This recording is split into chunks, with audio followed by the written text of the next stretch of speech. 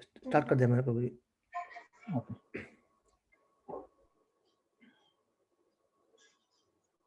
ओम नमो भगवते वासुदेवाय। ओम नमो भगवते वासुदेवाय। ओम नमो भगवते वासुदेवाय। नारायणं नमस्कृत्यं नरं चैव नरोत्तमं देवीं सरस्वतीं व्यासं ततो जयमुदीरये। नष्टप्रायेषु अभद्रेषु नित्यं भागवत सेवया भगवत्युत्तमश्लोके भक्तिर्भवति नैष्टिकी। कृष्णाय वासुदेवाय देवकी नन्दनाय च नन्दगोपकुमाराय गोविन्दाय नमो नमः। नमः पङ्कजनाभाय नमः पङ्कजमालिने नमः पङ्कजनेत्राय नमस्ते पङ्कजाङ्ग्रये। मम ज्ञानतिमिरन्धस्य ज्ञानाञ्जनशलाकया चक्षुरुन्मीलितं येन तस्मै श्रीगुरवे नमः।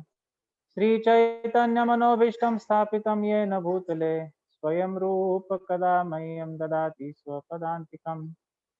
वन्देऽहं श्रीगुरुश्रीयुतपदकमलं श्रीगुरुन् वैष्णवांश्च श्रीरूपं सागरजातं सहगण रघुनाथान्वितं तं सजीवं साद्वैतं सावधूतं परिजनसहितं कृष्ण चैतन्य देवं श्रीराधा कृष्ण पादान् सहगणललिता श्रीविशाखान्वितांश्च नमो विष्णुपादाय कृष्णप्रेष्ठाय भूतले श्रीमते भक्तिवेदांत स्वामी निति नामिने।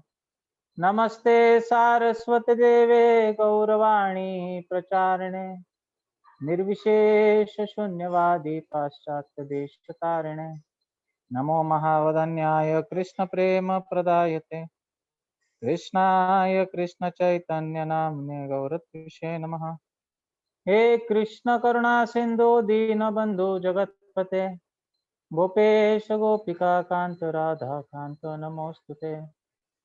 तप्त कांचन गौरांगी राधे वृंदावनेश्वरी वृषभानुसुते देवी प्रणमामि हरिप्रिये। वाञ्छाकल्पतरुभ्यश्च कृपा सिन्धुभ्य एव च पतितानां पावनेभ्यो वैष्णवेभ्यो नमो नमः। जय श्री कृष्ण चैतन्य प्रभु नित्यानंद श्री अद्वैत गदाधर श्रीवासादि गौर भक्त वृंद। हरे कृष्ण कृष्ण कृष्ण हरे हरे हरे राम राम राम हरे हरे।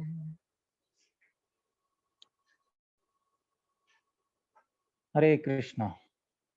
तो उपस्थित भक्तों का स्वागत हो। कल से हमने प्रारंभ किया है ये विषय दशम स्कंद का 14वां अध्याय, जिसमें ब्रह्मा जी भगवान की स्तुति करते हैं।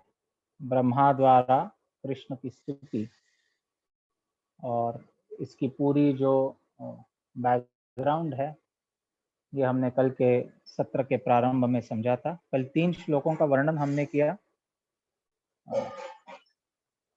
ब्रह्मा जी भगवान को प्रणाम अर्पण करते हैं। नौमिड्यते अब्रवपुषे तडिदंबराय गुंजावतम सपरिपिच्छ लसन मुखाय वन्यस्रजे कवल वेत्र विषाण वेणो लक्ष्मश्रिये मृदुपदे पशुपंगजाय। तो इस श्लोक से सर्वप्रथम नमस्कार अर्पण करते हैं। और भगवान को पशुपांग जाय कहते हैं। पशुप का अर्थ है पशुपालक गोपाल, और उनके पुत्र नंद बाबा के पुत्र भगवान श्री कृष्ण।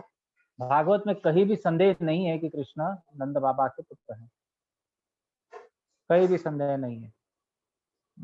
लोगों के मन में ये कंफ्यूजन होता है कि ये इस्कॉन वाले ऐसा क्यों कहते हैं कि कृष्ण जो है ये नंद यशोदा के पुत्र हैं, जबकि हमें तो मालूम है कि कृष्ण देवकी वसुदेव के पुत्र हैं।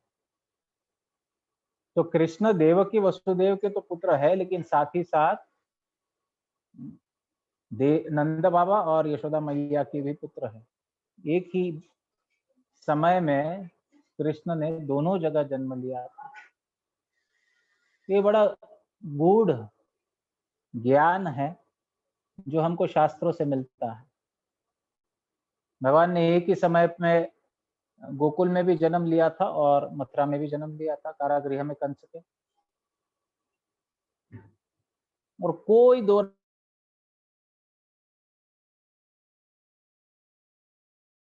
राय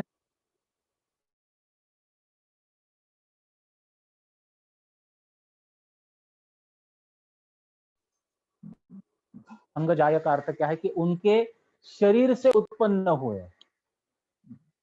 वैसे भगवान का जन्म कोई भौतिक जन्म नहीं है कि माता पिता के शरीर से वो उत्पन्न हुए, लेकिन वास्तव में भगवान ने इस प्रकार से जन्म लिया अपनी स्वेच्छा से कि उन्हें अंग जाया, पशुपांग जाय कहा गया है। तो भगवान श्री कृष्ण गोकुल में जन्म लेकर ब्रज में लीला करते थे और इन लीलाओं से मोहित हुए ब्रह्मा जी ने उनके प्रति बहुत बड़ा अपराध कर लिया। उनके सखाओं को और उनके बछड़ों को वो चुरा कर ले गए और जब अपनी गलती का एहसास हुआ तब आकर पश्चाताप में ये प्रार्थना कर। ये प्रार्थना इसलिए महत्वपूर्ण है क्योंकि हम कई बार अपने आप को इस स्थिति में पाते हैं, जाने अनजाने में, कभी जानबूझकर कभी अनजाने में हमसे अपराध होते हैं, हमसे नियमों का उल्लंघन होता है, मर्यादा का उल्लंघन होता है, हमसे हमारे आचरण में कई कमी आ जाती है, साधना में कई कमी आ जाती है। तो मनुष्य होते हुए ये होना स्वाभाविक है, परंतु जब हमें इस बात का एहसास हो जाए कि हमसे कोई बहुत बड़ी गलती हो रही है, इससे कृष्ण संतुष्ट नहीं है, हम कृष्ण को संतुष्ट नहीं कर पा रहे हैं, तो हमको पश्चाताप करना बहुत आवश्यक है। और ये पश्चाताप करके भगवान से प्रार्थना कैसे की जाती है, ये हम इस प्रार्थना से सीख सकते। बहुत बहुत रिलेवेंट है ये संपूर्ण एपिसोड जो है ब्रह्मा जी की स्तुति।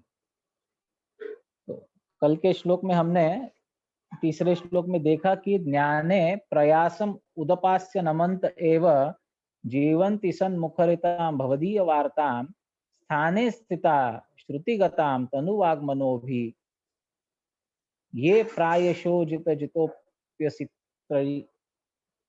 तैस्त्रिलोक्यम। तो किस प्रकार भगवान अपने आप को सरेंडर कर देते हैं, किसके प्रति? उस व्यक्ति के प्रति अपने आप को भगवान सरेंडर करते हैं, वो व्यक्ति भगवान को जीत लेता है। और इस श्लोक की हमने कल बहुत विस्तार से व्याख्या सुनी थी। जो ज्ञान और कर्म, ज्ञाने और प्रयास, उदप, उसको त्याग करके सन्मुख भक्तों के द्वारा, शुद्ध भक्तों के द्वारा भगवान की जो चरित्र का, लीला का, रूप का कथन होता है, उसको जो सुनता है और सुनकर फिर भगवान की भक्ति करता है। तो कल कल के इस श्लोक में बहुत सारे कंडीशंस थी। पहली कंडीशन थी कि वो ज्ञान और कर्म से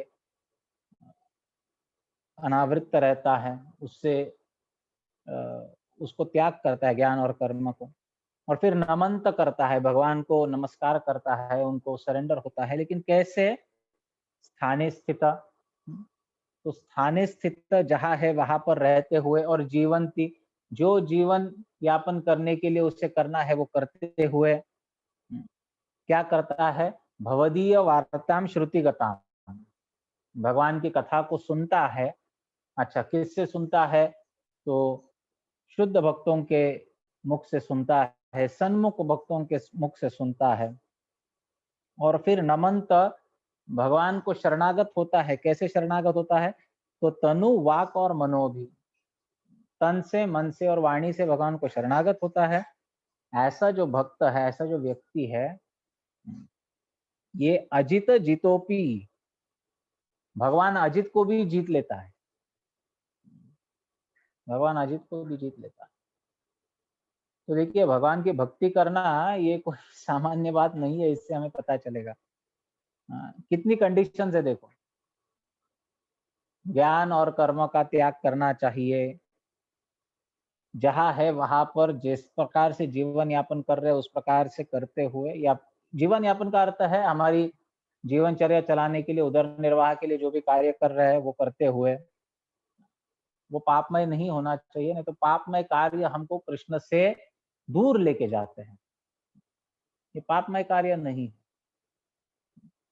और ये करते हुए भी सन्मुख शुद्ध भक्तों के मुख से जब कथा सुनी जाती है, आप भागवत दशम स्कंद 14वां अध्याय चाहे तो अपने साथ सामने रखकर कर सकते, पढ़ सकते हैं, क्योंकि हम इसी प्रकार एक एक शब्द का अर्थ समझेंगे तो आपके सामने अगर ग्रंथ हो तो आपको और अधिक समझ में आएगा। मैं बहुत बड़े व्यवस्था में नहीं लगा हूँ कि लैपटॉप से वो शेयर करो और ये करो। मैं बहुत ही इनफॉर्मली ये करना चाहता हूँ, तो बहुत ज़्यादा तैयारी मैं नहीं करता हूँ, इसलिए मैं केवल बोलूँगा अगर आपको पढ़ना है तो आप अवश्य दशम स्कंद का 14वां अध्याय अपने सामने रखिए। ये बहुत महत्वपूर्ण है। तो इस कल के श्लोक को मैं फिर से इसलिए दोहरा रहा हूँ क्योंकि उसका लिंक आज के श्लोक से बहुत ही सटीक बैठता है। बहुत सटीक आज के इस श्लोक से वो लिंक बैठ रहा है, और इसलिए इस बैकग्राउंड को समझना आवश्यक है। तो जो ज्ञान और कर्म का त्याग करके भक्ति को स्वीकार करता है, और वो भक्ति भी कैसे, जो शुद्ध भक्तों के मुख से भगवान का चरित्र सुनकर जो भगवान के प्रति प्रेम उत्पन्न होता है, उस प्रेम के प्रति तनु वाक मनो भी, तन से मन से और वाणी से जो भगवान को शरणागत होता है, ऐसा भक्त भगवान को जीत लेता है। अब चौथे श्लोक में कहते हैं, श्रेय श्रुतिम भक्ति मुदस्य ते विभो क्लिश्यन्ति ये केवल बोध लब्धये तेषामसौ क्लेशल एव शिष्यते नान्यद यथा स्थूल तुषावघातिनाम। ये श्लोक, ये इस अध्याय में कई महत्वपूर्ण और प्रचलित श्लोक, प्रसिद्ध श्लोक आपको प्राप्त होंगे। देखिए श्लोक बहुत महत्वपूर्ण होते हैं। एक भक्त कह रहे थे, जहां पर श्लोक है वहां पर शोक नहीं है। हाँ, जहां पर आप श्लोक समझने का प्रयास करने लगोगे तो फिर शोक नहीं रहेगा आपके जीवन में, क्योंकि ये श्लोक जो होते हैं ना, इसलिए भगवान का एक नाम है उत्तम श्लोक। उत्तम श्लोक का अर्थ है जिनका गुणगान उत्तम उत्तम श्लोकों से किया जाता है, और ऐसे उत्तम श्लोकों से, उन श्लोकों को जब हम शरणागत होंगे, उन श्लोकों को जब हम अभ्यास करेंगे, पढ़ेंगे, ध्यान करेंगे, चिंतन करेंगे, मनन करेंगे उसके ऊपर, तो हमारे हृदय से पूरा सब, पूरा जो शोक है वो निकल जाता है। इसलिए श्लोक महत्वपूर्ण है। तो इस श्लोक में कहा गया है, श्रेय श्रुतिम भक्ति मुदस्य ते विभो क्लिश्यन्ति ये केवल बोध लब्धये तेषाम असौ क्लेशल एव शिष्यते नान्यद यथा स्थूल तुषावघातिनाम। परंतु जो अब इसके इसके पूर्व श्लोक में कहा, क्या कहा गया तीसरे श्लोक में, ज्ञान और कर्म का उसको उदासीन कर देना। उदापस्य का अर्थ है उसको उदासीन कर देना या फिर उसको त्याग कर देना। ज्ञान और कर्म को, ज्ञान और कर्म को त्याग कर जो भक्ति स्वीकार करता है, भगवान उसके प्रति अपने आप को सरेंडर कर देते हैं, वो भगवान को जीत लेता है।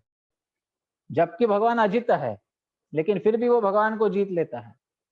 और चौथे श्लोक में कह रहे हैं, बराबर उसके विरुद्ध की बात कहते हैं, लेकिन वो व्यक्ति जो श्रेय श्रुतिम भक्ति मुदस्य, जो ज्ञान के लिए भक्ति को उदासीन कर देता है, भक्ति को त्याग देता है, भक्ति को नजरअंदाज करता है, भक्ति को महत्व नहीं देता है, जो सोचता है कि ज्ञान और कर्म ही जीवन का सबसे बड़ा उद्देश्य है, गंतव्य है, प्राप्तव्य है, ऐसा व्यक्ति जो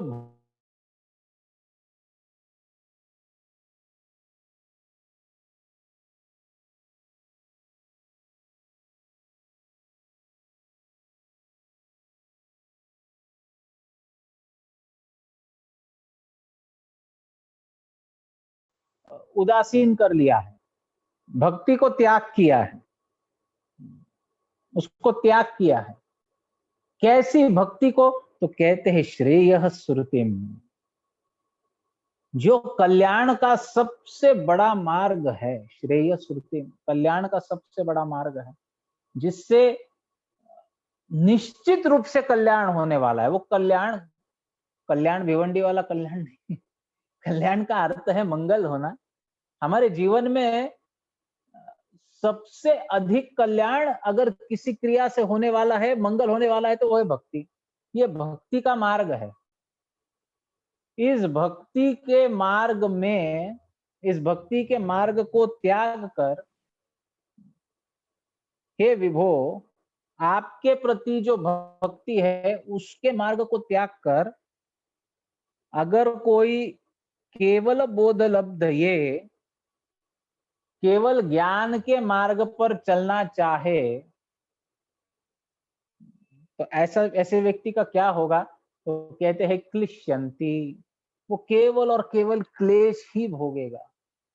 ये केवल शब्द दोनों जगह लगा सकते हैं। बोध लब्ध ये यानी ज्ञान प्राप्त करने की चेष्टा करना भक्ति को त्याग करके, और केवल शब्द लगा सकते हैं क्लिश्यन्ति पे भी। जो बोध लब्ध ये आपको त्याग करके बोध लब्ध ये ज्ञान प्राप्त करने की चेष्टा कर रहा है, उसे केवल और केवल क्लेश ही प्राप्त होंगे। क्लिश्यन्ति ये केवल बोध लब्ध ये। तेषाम असौ क्लेशल एव शिष्यते, उनके जीवन में क्लेश के सिवा कुछ नहीं रहता है। अब देखिए, ये ज्ञान की बात हो रही है, बोध लब्ध ज्ञान की बात हो रही है। कर्म का तो बात ही मत करो। भक्ति को त्याग करके जो केवल कर्म कर्म और कर्म के पीछे जाए, उसका तो क्या कहना, उसका तो जीवन पूरा दुख से भरा होता है। हम देखते हैं ना, कभी कभी कुछ लोगों का जीवन दुख से ही भरा होता है, उनके जीवन में कुछ सुख होता ही नहीं है। वैसे किसी के भी जीवन में वास्तविक देखा जाए तो सुख नहीं है, लेकिन थोड़ा बहुत भी दुख से राहत जो मिलती है ना, जिसे हम सुख कहते हैं, वो भी उनके जीवन में होता नहीं है। क्यों? क्योंकि भक्ति को त्याग करके कर्मों के पीछे दौड़ते हैं। वो भक्ति को समझते ही नहीं है, समझना चाहते ही नहीं है, और बस कर्म ही श्रेष्ठ है, इस भाव में कर्म कर्म कर्म कर्म। ऐसे लोगों की तो बात ही मत करो। वो बात कर भी नहीं, कर भी नहीं रहे ब्रह्मा जी। वो तो ज्ञान के बारे में, जो कर्म से ऊंचा है, वो स्थिति के बारे में बोल रहे हैं कि बोध लब्ध ये। अगर कोई व्यक्ति श्रेय श्रुतिम भक्ति को त्याग करके ध्यान मार्ग पर चलने लगे, तो उसके जीवन में केवल क्लेश। तेषाम असौ क्लेशल एव शिष्यते नान्यद यथा न अन्यद, क्लेश के सिवा कुछ नहीं है। भक्ति को त्याग करके, भक्तिमय साधना को त्याग करके, भक्तों के संग को त्याग करके, कथा कीर्तन का कथा और नाम का श्रवण कीर्तन इत्यादि को त्याग करके, भगवान के भक्तिमय क्रियाओं को त्याग कर अगर कोई कर्म के पीछे भागने लगे और सोचने लगे कि ज्ञान और कर्म, या फिर ज्ञान या कर्म मेरे जीवन का उद्देश्य है, गंतव्य है, प्राप्तव्य है, कर्तव्य है, तो ऐसे व्यक्ति के जीवन में केवल और केवल क्लेश रहते हैं। नान्यद यथा, न अन्यद यथा। यथा, यथा मतलब जैसे कि। कैसे? तो कहते हैं जैसे स्थूल तुषावघाती नाम, जिस प्रकार तुष से, स्थूल तुष का अर्थ है, तुष यानी जब धान उगता है खेत में, चाहे गेहूं हो, चाहे चावल हो, कोई भी धान अगर उगता है, तो उस दाने पर एक छिलका होता है, कवरिंग होता है ना। वो जब सूख जाता है और उसको पटका जाता है, तो वो छिलका अलग होता है और धान अलग होता है, उसमें से दाने बाहर आते हैं। तो ये एक प्रोसेस है कि जब दाने निकले फसल से, तो उन दानों को अलग किया जाता है और फिर उनको पीटा जाता है। जब पीटते हैं तो वो छिलका अलग हो जाता है, दाना अलग हो जाता है। ये कब होता है? जब उस छिलके में दाना है, उसको पीटोगे तब वो अलग होगा और फिर उसमें से दाना मिलेगा। लेकिन भक्ति को त्याग करके ज्ञान का मार्ग या कर्म का मार्ग स्वीकारने का अर्थ क्या है? कि हम स्थूल तुष को पीट रहे हैं। स्थूल तुष का अर्थ है जिसमें दाना नहीं है, जिसमें दाना नहीं है, उसमें से दाना निकल गया है, केवल छिलके को पीट रहे, पीट रहे, पीट रहे। अरे कितना भी दिन रात पीटोगे तो उसमें से कोई दाना बाहर निकलने वाला है? उसमें से धान प्राप्त होने वाला है? कुछ नहीं। वो तो केवल और केवल श्रम है। वो केवल और केवल क्लेश है।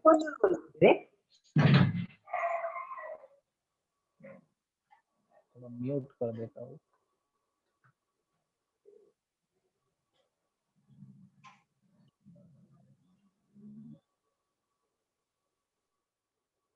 ओके,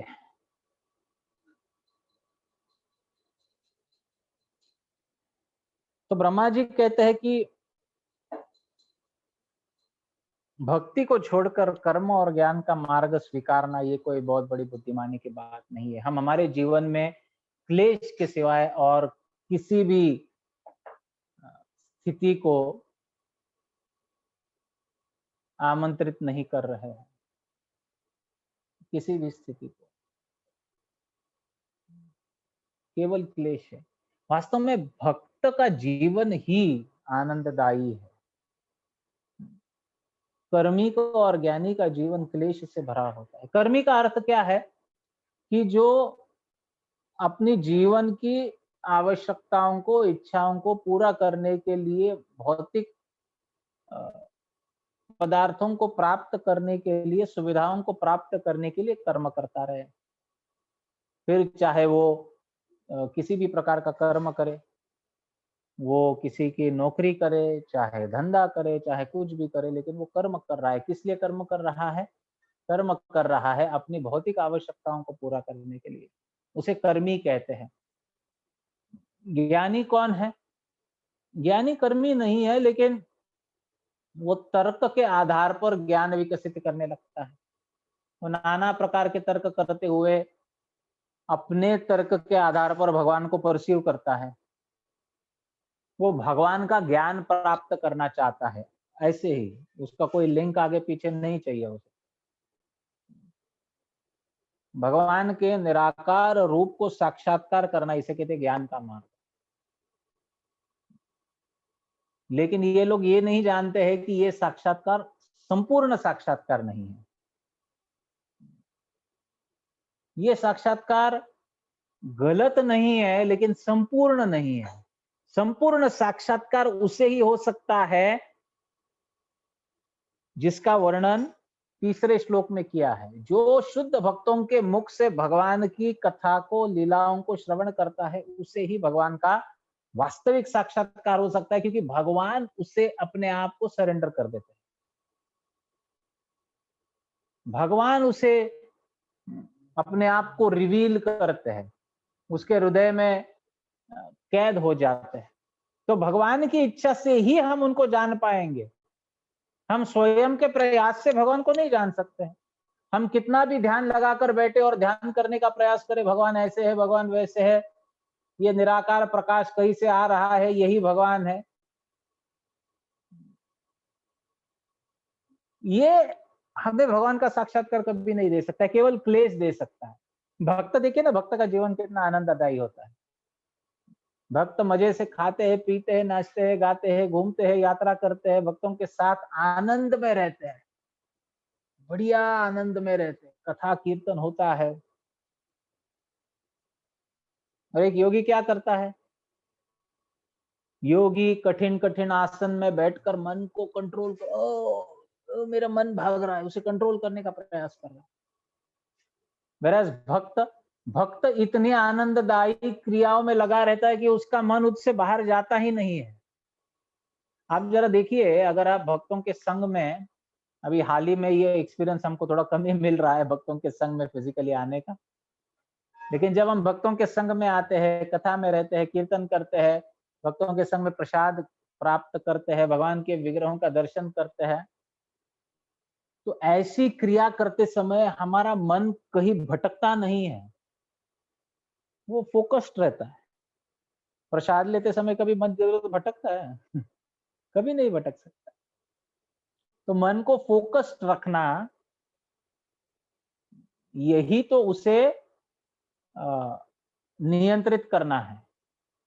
और भक्त को प्रयास नहीं करना पड़ता है नियंत्रित करने के लिए। इसलिए भक्त समाधि में बहुत जल्दी जाता है। He concentrates on the devotional practice and he can transcend the material consciousness. इसे ट्रांसेंडेंस कहते हैं। इस श्लोक का मैं तात्पर्य पढ़ूंगा। तो तात्पर्य में लिखते हैं, परम पुरुष की प्रेम भक्ति प्रत्येक जीव का सहज तथा नित्य कर्म है। ये तात्पर्य वैसे श्रील प्रभुपाद जी के शिष्यों द्वारा है। श्रील प्रभुपाद जी का तात्पर्य दशम स्कंद के 13वें अध्याय के आगे नहीं है, जो प्रभुपाद जी पूरा नहीं कर पाए थे श्रीमद् भागवतम के तात्पर्य। दशम स्कंद के 13वें अध्याय तक ही वे तात्पर्य दे पाए थे। तो ये उनके शिष्यों द्वारा तात्पर्य है। तो परम पुरुष की प्रेम भक्ति प्रत्येक जीव का सहज नित्य कर्म है।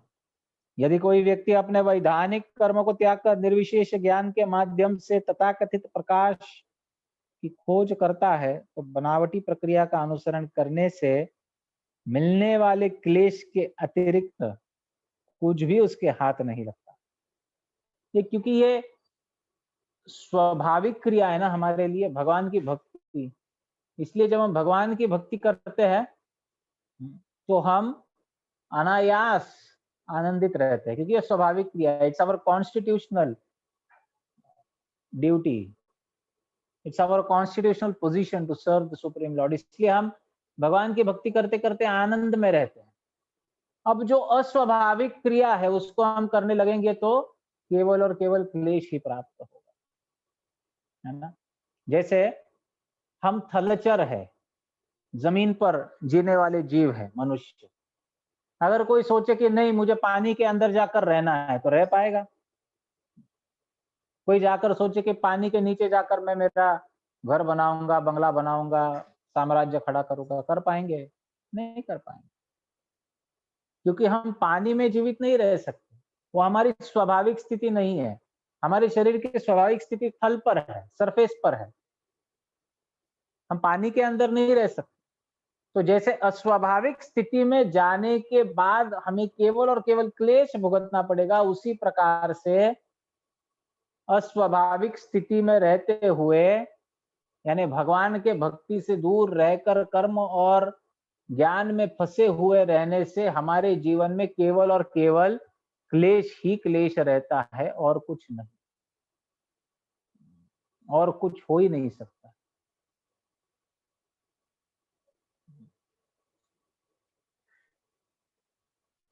कोई मूर्ख थोथी भूसी को जितना ही क्यों न पीटे, किंतु वह उसमें से अन्न नहीं प्राप्त कर सकता। इसी तरह जो व्यक्ति भगवान की शरण में गए बिना अपने मन को बारंबार ज्ञान की खोज में लगाता है, वह मूर्ख है, क्योंकि ज्ञान का सार तथा लक्ष्य तो भगवान ही है। जिस तरह कृषि कर्म के सारे प्रयासों का एकमात्र लक्ष्य अन्न प्राप्त करना है, वैदिक ज्ञान या यो कहे कि ईश्वरहीन भौतिक विज्ञान थोथी भूसी के समान है। थोथी भूसी का अर्थ है वही स्थूल तुष, जिसमें दाना नहीं है, ऐसी भूसी के समान वो है। और ये जो भूसी है, इसको आप दिन रात कितना भी पीटो, कितने भी दिन, कितने भी माह, कितने भी साल, कितने भी जन्म पीटते रहो, तो भी उसमें से कुछ नहीं निकलने वाला है, केवल क्लेश ही क्लेश प्राप्त है। तो कोई भी ज्ञान, चाहे आध्यात्मिक हो चाहे भौतिक हो, भगवान के भक्ति के बिना ये उसी स्थूल तुष के समान है।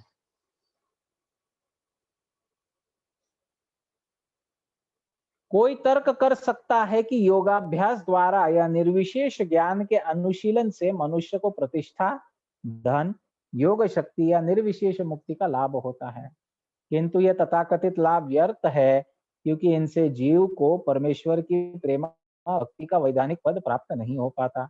अतः ऐसे लाभ क्षणिक होते हैं। जैसा कि नरसिंह पुराण में कहा गया है, पुत्रेषु पुष्पेषु फलेषु तोयेष्व कृतलभ्येषु वदैव सत्सु भक्त्या सुलभ्ये पुरुषे पुराणे मुक्तैक्यमर्थम क्रियते प्रयत्न।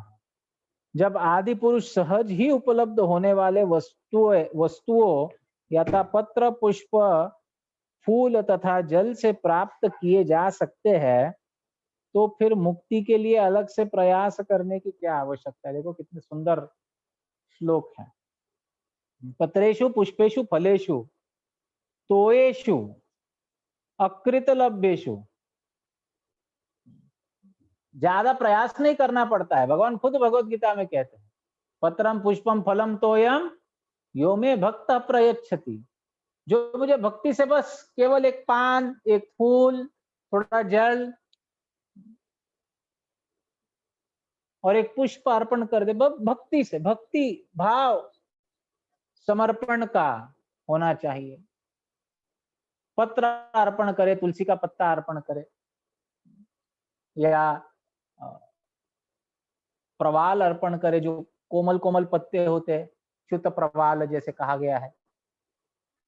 च्युत यानी आम, आम के कोमल कोमल पत्ते भगवान अपने आप को सजाते हैं। हमने वेणु गीत प्रसंग में ये देखा था किस प्रकार भगवान अपने आप को वन में जाने पर सजाते हैं। च्युत प्रवाल शब्द आया था। तो ऐसे पत्तों के द्वारा, और खास करके तुलसी का पत्ता जो भगवान को बहुत अधिक प्रिय है, इससे भगवान को सजाए, फूल अर्पण करे, फल अर्पण करे और जल अर्पण करे, इससे ज्यादा भगवान क्या मांगते। पत्रम पुष्पम फलम तोयम, ये सब फ्री में मिलता है ना। इसको कोई कुछ करने की आवश्यकता नहीं है। तो भगवान ने हमको दिया है, वही हम भगवान को, तो भगवान उसमें से भी संतुष्ट हो जाते हैं। तो नरसिंह पुराण में श्लोक कहता है कि पत्रेषु पुष्पेषु फलेषु तोयेषु अकृतलभ्येषु वदैव सत्सु। तो अगर भगवान इससे अनायास प्राप्त होने वाले हैं, भक्त्या सुलभ्य पुरुषे पुराणे मुक्तै किमर्थम क्रियते प्रयत्न। अगर भक्ति द्वारा या भक्तिमय समर्पण से या भक्ति भाव से पत्रम पुष्पम तो फलम अर्पण करने से भगवान अनायास प्राप्त होने वाले हैं, तो कहा गया है कि मुक्ति किमर्थम क्रियते प्रयत्न। तो मुक्ति के लिए इतने बड़े बड़े प्रयास क्यों कर रहे हो भाई। अच्छा, आज के कॉन्टेक्स्ट में अगर देखा जाए तो ये मुक्ति मुक्ति भी किसी को कुछ ज्ञात नहीं है। हमको एक स्टेप नीचे आना पड़ेगा। तो जो भी भोग करने का भी आनंद है वो भगवान के साथ में ही हो सकता है। भगवान से विलग होकर हम भोग भी आनंद से नहीं कर सकते। भगवान के संग में रहते हुए भोग भी बहुत बढ़िया होता है अगर किसी को भोगी करने की इच्छा है। देखो, भक्त का जीवन इस प्रकार है ना, उसको भगवान नियमों में रहकर भी भोग कैसा किया जाए ये सिखाते हैं। जिस प्रकार से भक्त प्रसाद ग्रहण करता है, जिस प्रकार का प्रसाद भक्त को मिलता है खाने के लिए, क्या किसी कर्मी को मिलता है? संभव ही नहीं है। जितना आनंद एक भक्त धाम की यात्रा करने में लगा लुटता है, उतना आनंद एक कर्मी यूरोप और अमेरिका की टूर करके भी नहीं उठा सकता। जितना आनंद भक्त को भगवान के दर्शन से होता है ना, उसके कहीं भी नजदीक वो सुख नहीं है जो एक कर्मी नाना प्रकार की गर्हित भौतिक वस्तुओं का दर्शन करके, जैसे स्त्री पुरुष हो या सिनेमा घर में जाकर सिनेमा देखना हो, ये सब दर्शन है ना। घर में बैठे बैठे आईपीएल देखते देखते समय बर्बाद करना हो, ये करने में जो आनंद एक कर्मी को प्राप्त होता है वो तो एक भक्त के आनंद के कहीं भी नजदीक नहीं है। तो वैसे देखा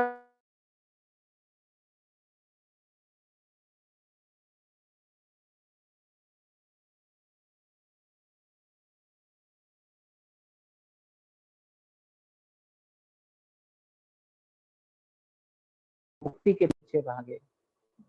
अगर कोई बहुत सीरियस भी नहीं है ना भक्ति में, और जो ऊब गया है, वो केवल भोग करते करते भी भक्ति करे तो भी उसका उद्धार हो जाएगा। वो अगर सोचे कि मैं खाऊंगा तो प्रसाद ही खाऊंगा, लेकिन प्रसाद मैं अपने आनंद के लिए खाऊंगा, मैं भगवान को अर्पण करके खाऊंगा, लेकिन मुझे चाहिए इसलिए मैं भगवान को अर्पण करूंगा, नो प्रॉब्लम, फिर भी उसका लाभ है, फिर भी उसका लाभ है। यद्यपि भगवान कृष्ण की भक्ति विधि अत्यंत सरल है, किंतु उद्दंडबद्ध जीवों को भगवान के समक्ष पूर्णतया विनीत बनने और 24 घंटे उनकी सेवा में लगे रहने में अत्यधिक कठिनाई होती है। उद्दंडबद्ध जीव हम है ना, उद्दंड, मैं तो हूं उद्दंडबद्ध जीव, और मुझे बड़े परेशानी होती है भगवान के भक्ति में सदैव लगे रहना। ऐसे पथभ्रष्ट जीव जो ईश्वर की अवज्ञा करके भोग करना चाहते हैं, उनके लिए भक्ति भाव अभिशाप है।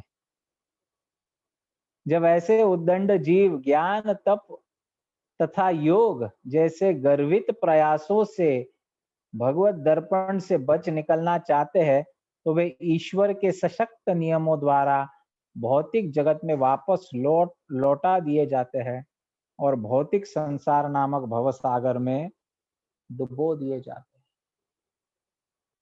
भक्ति का त्याग करके ये योग वोग के पीछे नहीं भागना भाई।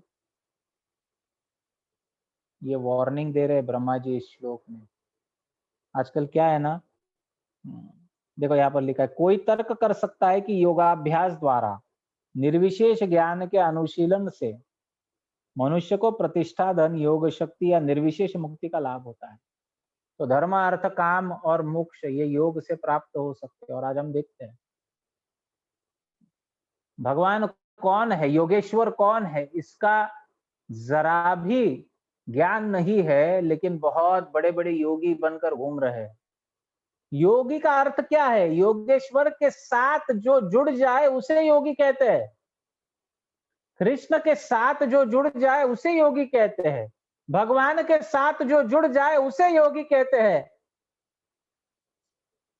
ना कि थोड़े बहुत शारीरिक क्रियाएं करा के, आसन इत्यादि करा के कोई बहुत बड़ा योगी बन जाता है। योग का अर्थ क्या है? आसन क्यों किए जाते हैं? प्राणायाम इत्यादि क्यों किया जाता है? यम नियम का पालन क्यों किया जाता है? प्रतिग्रह क्यों किया जाता है? ध्यान, धारण, समाधि क्या स्थितियां है ये? आसन में बैठकर व्यक्ति का मन नियंत्रित होता है। मन नियंत्रित करके क्या करना चाहिए? मन नियंत्रित करके मन को कृष्ण के श्री चरणों में ध्यान करना चाहिए। अब इन बुद्धू लोगों को पता ही नहीं है कि श्री कृष्ण कौन है, उनको पता ही नहीं है कि वो दिखते कैसे है, उनको पता ही नहीं है कि उनमें क्या सौंदर्य है, क्या मधुरिमा है, उनको पता ही नहीं है कि उनकी लीलाएं क्या है, उनको पता ही नहीं है कि उनके गुण क्या है। तो ध्यान किसके ऊपर करेंगे? अगर आपको पता ही नहीं है कि भगवान का नाम, रूप, गुण, लीला, धाम, कथा क्या है, तो आप किसके ऊपर ध्यान करोगे? अब जिसे कुछ नहीं पता है उसके लिए सब कुछ निराकार है। भगवान निराकार है। हम भगवान से उत्पन्न हुए, हमको आकार है, और भगवान निराकार है। निराकार से कभी आकार उत्पन्न होता है कि आकार से निराकार उत्पन्न होता है? लाइट है ना, लाइट, लाइट बिना सोर्स का लाइट आ सकता है क्या?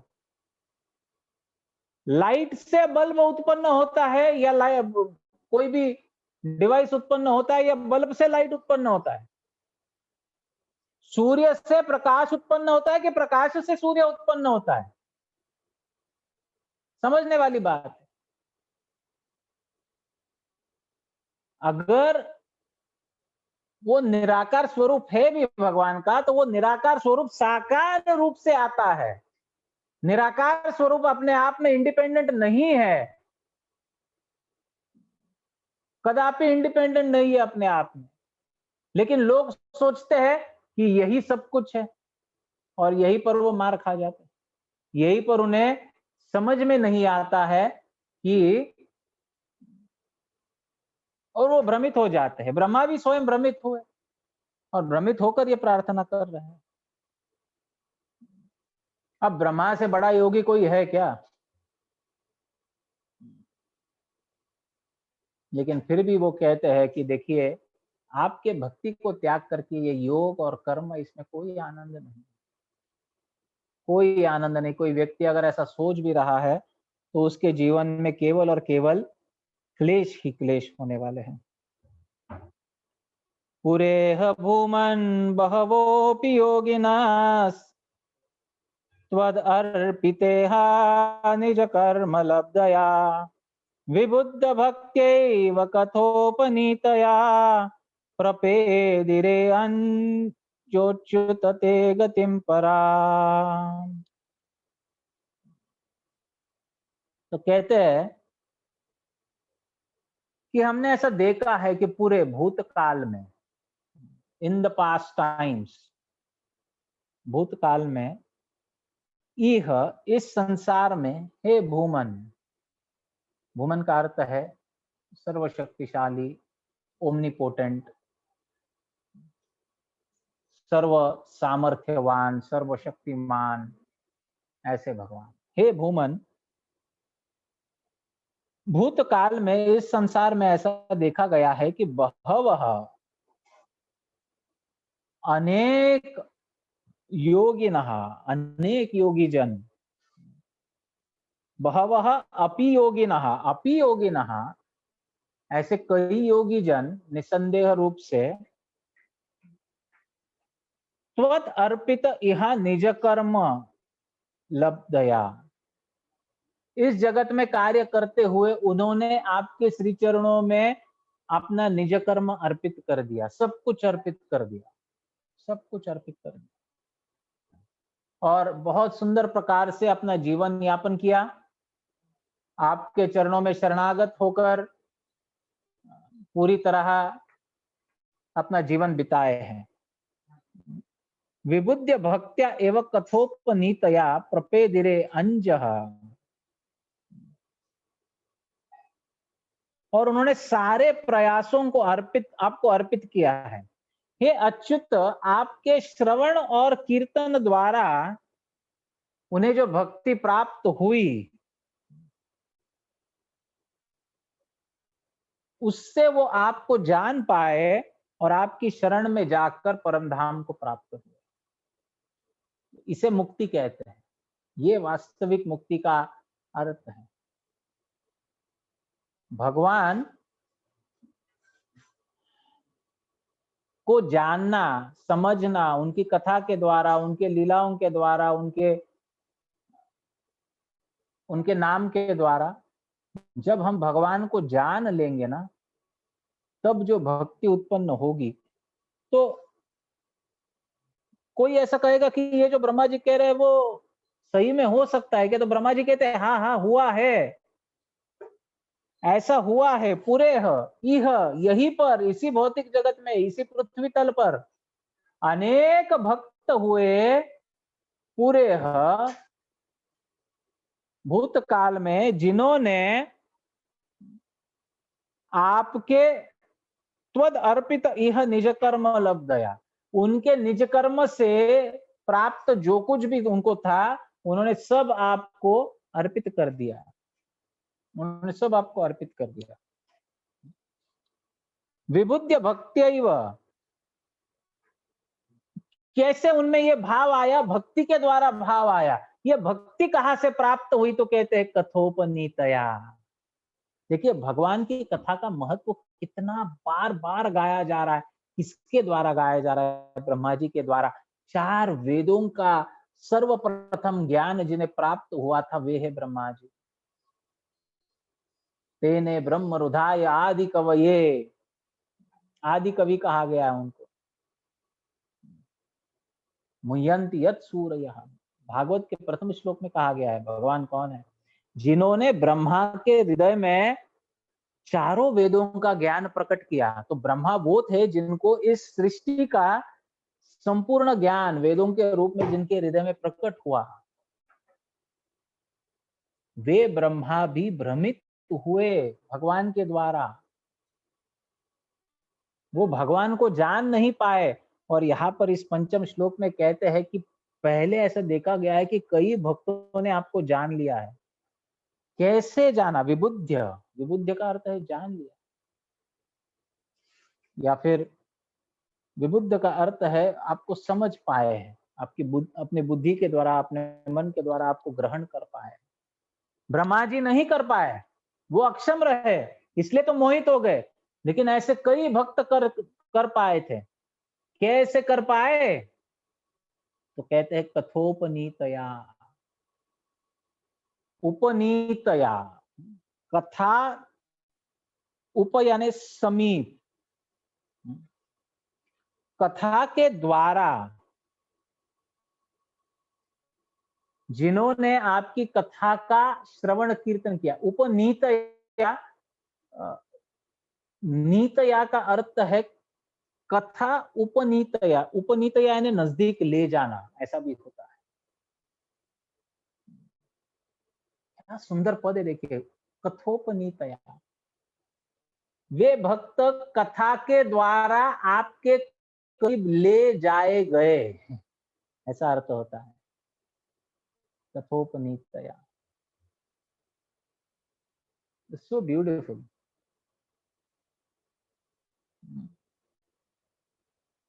और फिर जब कथा के द्वारा आपके समीप ले जाए गए तो प्रपेदिरे, उन्होंने आपको प्राप्त किया। प्रपेदिरे, वो आपको समर्पित हुए। प्रपन्नम, वो आपको सरेंडर्ड हुए, समर्पित हुए। प्रपेदिरे अंजह, आसानी से समर्पित हुए। किसको समर्पित हुए? तो कहते हैं अच्युत, हे अच्युत, हे अच्युत, आसानी से समर्पित हुए।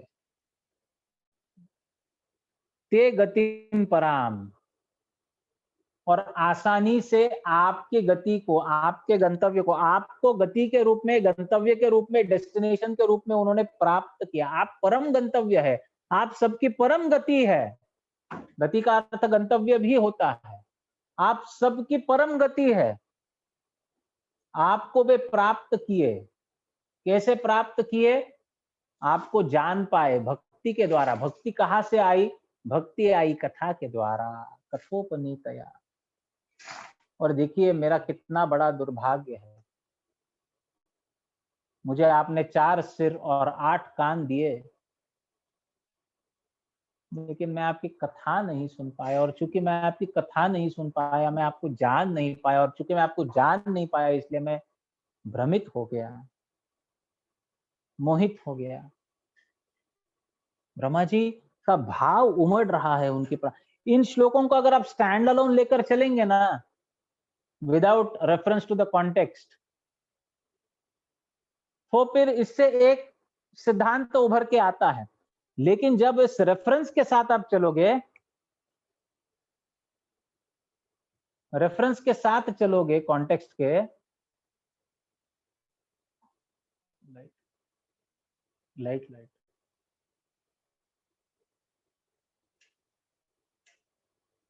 रेफरेंस के साथ चलोगे कॉन्टेक्स्ट के, तो आपको ब्रह्मा जी के मन के भावों को आप पकड़ पाएंगे। ब्रह्मा जी पश्चाताप कर रहे हैं, वो भगवान की स्तुति तो कर ही रहे हैं, लेकिन वो पश्चाताप कर रहे हैं। उन्हें अपने गलती का एहसास हो रहा है, वो अपने गलती को समझ रहे हैं, ये क्या किया, पश्चाताप हो रहा है।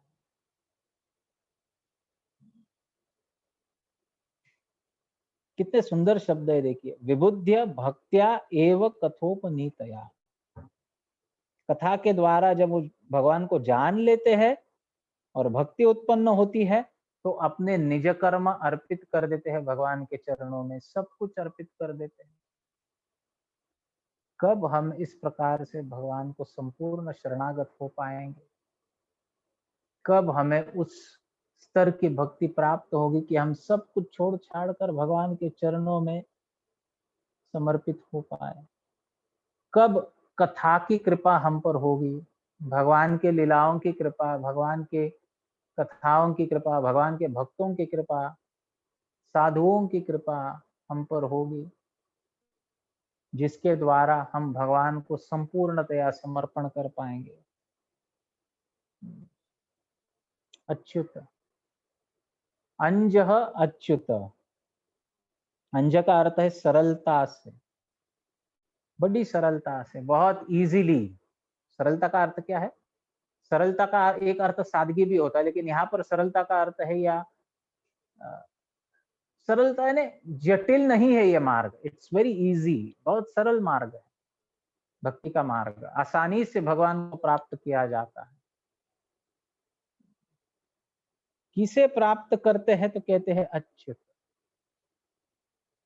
अच्युत का अर्थ क्या है? अच्युत का अर्थ है कि जो अपने पद से कभी च्युत नहीं होता है। इसका अर्थ है कि जो आपकी कथा को सुनता है, उसके हृदय में आप आपकी भक्ति प्रदान करते हो, आप उसके ऊपर कृपा करते हो। जो भक्ति प्राप्त करके, आप कृपा प्राप्त करके सब कुछ समर्पित कर देता है आपके श्री चरणों में, आप उसे स्वीकार करते हो, आप कभी भी इससे पीछे नहीं हटते। अच्युत शब्द का ये अर्थ है, you never fall from your word. हमें जैसे झूठ बोलने की आदत होती है ना, कुछ लोग तो पद पद पर झूठ बोलते हैं, सामने सामने झूठ बोल देते हैं, और कभी कभी ये भी कहते हैं कि जिस झूठ से दूसरों का नुकसान न हो वो झूठ बुरा नहीं होता। क्या भ्रम है ये! अरे झूठ, हमारे झूठ से दूसरों का नुकसान हो ना हो, लेकिन हमारा बहुत नुकसान हो रहा है। सच बोलने का जिगर होना चाहिए। इस पृथ्वी पर मनुष्य बहुत झूठ बोलते हैं, इसलिए देवतागण पृथ्वी पर पैर नहीं रखते कभी। वो आते भी है तो जमीन से 4 इंच ऊपर ही चलते हैं, जमीन को छूते नहीं है। तो कहते हैं ये अपवित्र भूमि है, यहाँ पर झूठ बोलते हैं लोग। असत्य का इस प्रकार से हमें इस प्रकार से हमारा संग हो गया है कि हम असत्य कहे बिना रह नहीं सकते, असत्य करे बिना रह नहीं सकते। लेकिन भगवान ऐसे नहीं है, भगवान अच्युत है, एक बार बोल दिया तो बोल दिया। अच्छा, विश्वास नहीं है तो भक्तों से बुलाता हो, और जो भक्त बोलते हैं वो भगवान की इच्छा हो ना हो उन्हें करना पड़ता है। अर्जुन को कहे कि अर्जुन आप बता दो, कौनते प्रतिजानी ही न मे भक्त प्रणश्यति। अब कोई भक्त अगर कह दे, एक बात सोचिए, हम जब भक्ति में आए, और मेरा तो आज तक क्वालिफिकेशन नहीं है कि भगवान मुझ पर किसी भी प्रकार की कृपा कर पाए, लेकिन जो कुछ भी कृपा आज तक हम पर हुई है, डेफिनेटली कृपा तो हुई है। भगवान का नाम मिला है, भगवान का प्रसाद मिला है, भगवान का दर्शन मिला है, भगवान के भक्तों का संग मिला है, सब कुछ मिला है, इसका मतलब भगवान की कृपा हुई है। अब इस कृपा हम पर होने के लिए क्या हम थोड़ा भी क्वालिफाइड थे क्या? ऐसा कौन सा क्वालिफिकेशन था? क्या हमारी वाणी शुद्ध थी? देखिए, वाणी उसकी शुद्ध हो सकती है जो वाणी से कभी झूठ ना बोले। फिर से वही आ जाता है, जो वाणी से झूठ बोलता है उसके वाणी में शक्ति नहीं रहती, उसकी वाणी खराब हो जाती है। तो ना हमारे वाणी में शक्ति थी कि हम हमारे वाणी से भगवान के नामों का उच्चारण करें, हरे कृष्ण कृष्ण कृष्ण हरे हरे, हरे राम राम राम हरे हरे, और बस भगवान हम पर संतुष्ट हो गए, हम पर कृपा कर दी।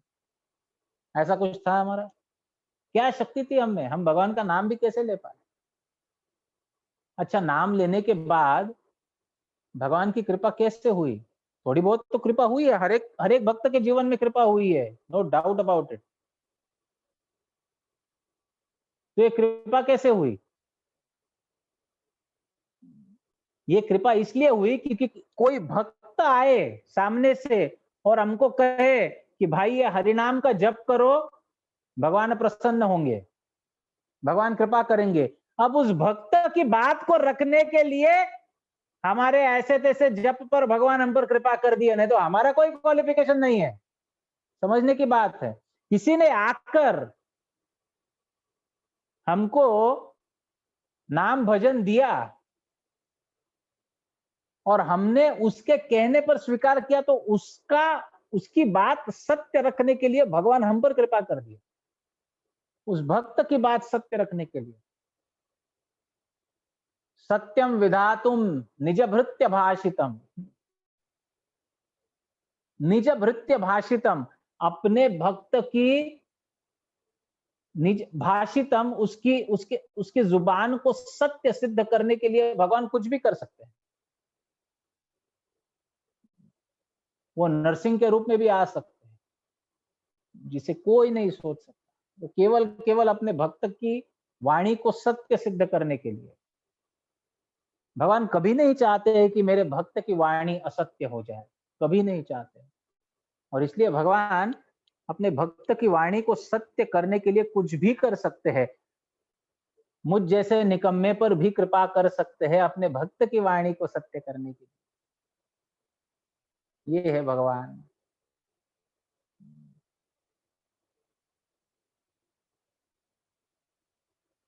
तो इस प्रकार से आज तो 2 ही श्लोक हो पाए।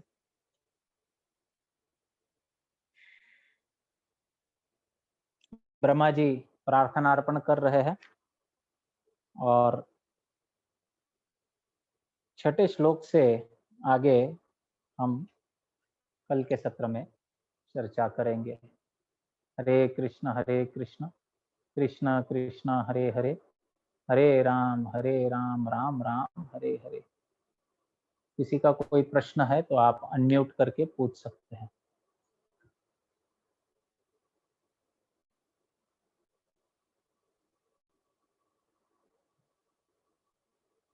Any question?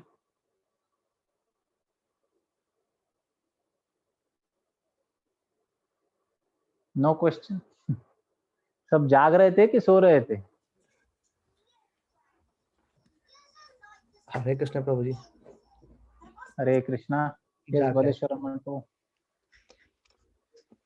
जी भाई, बहुत सुंदर कथा हुई, बहुत सी चीजें मैंने लिखा है, बट जैसा आपने बताया कि भक्ति जो है वो कथा श्रवण से मिल पाती है हमें। तो कथा श्रवण का मतलब किस तरीके से हमें करना चाहिए? जैसे सुखदेव गोस्वामी ने बताया है, सन्मुखरिताम शब्द कल हमने सुना था ना। सन्मुख भक्तों के मुख से जब हम कथा सुनते हैं, जैसे सुखदेव गोस्वामी कथा बता रहे हैं, इस कथा को हम अगर सुनेंगे तो निश्चित रूप से भगवान के गुणों को हृदय में प्रकट कर पाएंगे। और ये कथा ही कथोपनीतया, ये शब्द बहुत महत्वपूर्ण है। ये हमको भगवान के करीब लेकर जाती है। कथा जो है भगवान की, वो हमें भगवान के करीब लेकर जाती है।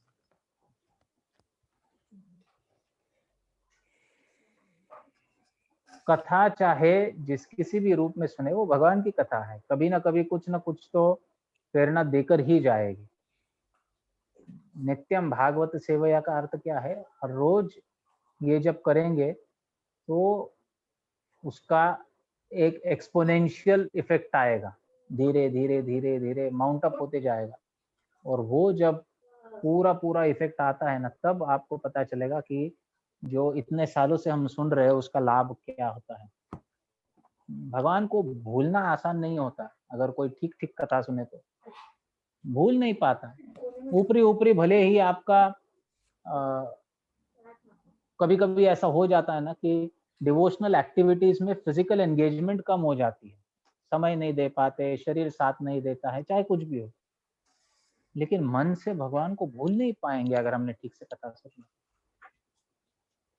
तो भगवान के समीप ले जाना इससे और कुछ अलग होता है क्या?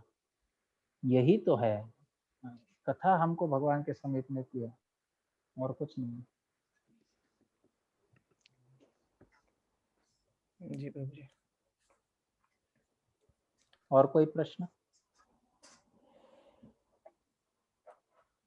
नहीं आप प्रभु। लोगों को है ना वीडियो ऑन करना चाहिए, क्योंकि पता नहीं कोई जाग रहा है, सो रहा है, कोई समझता ही नहीं है।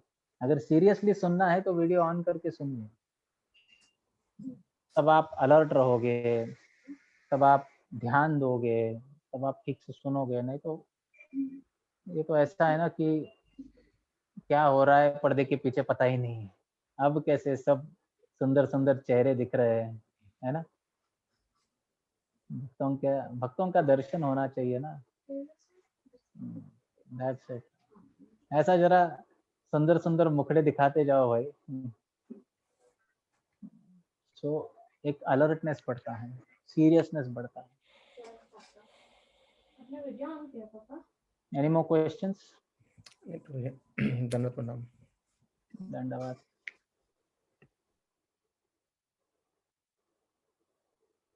चैतन्य प्रभु कोई प्रश्न?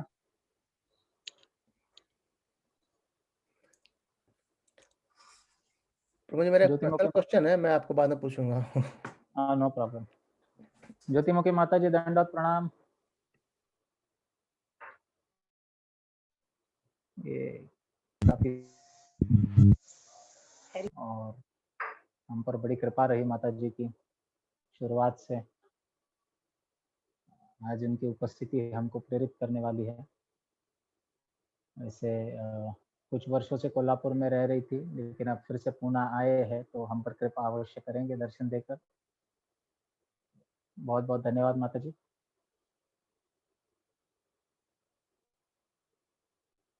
सुंदर श्याम प्रभु जाग रहे हो कि सो रहे हो? Yes, Prabhuji, I am awake. Thank you.